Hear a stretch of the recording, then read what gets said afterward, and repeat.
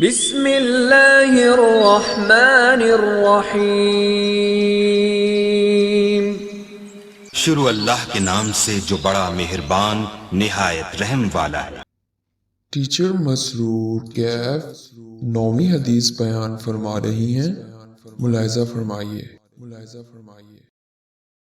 السلام علیکم ورحمۃ اللہ وبرکاتہ۔ حدیث نمبر 9۔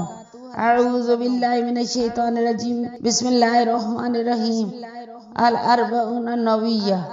عن ابی ہریرہ عبد الرحمن بن صخر رضی اللہ عنہ قال سمعت رسول اللہ صلی اللہ علیہ وسلم یقول ما نہیتکم ان فاجتنبوہ وما امرتکم بہ فاتوا منہ ما استطعتم فإنما أهلك الذين من قبلكم كثرة مسائلهم واختلافهم على أنبيائهم، رواه البخاری مسلم۔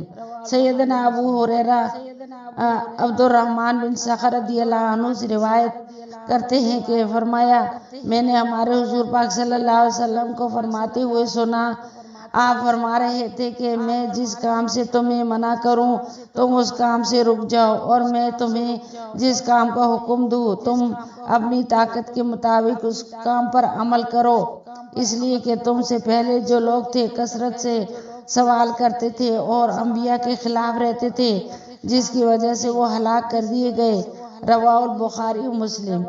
یا اللہ مجھے، میری فیملی کے سبھی لوگوں کو اور میرے بچوں کو، بہن بھائیوں کو، رشتہ داروں کو، دوستوں کو، میرے سب اساتذہ کو، تمام مسلمانوں کو میرے سمیت قرآن اور حدیث پہ عمل کرنے کی توفیق عطا فرما۔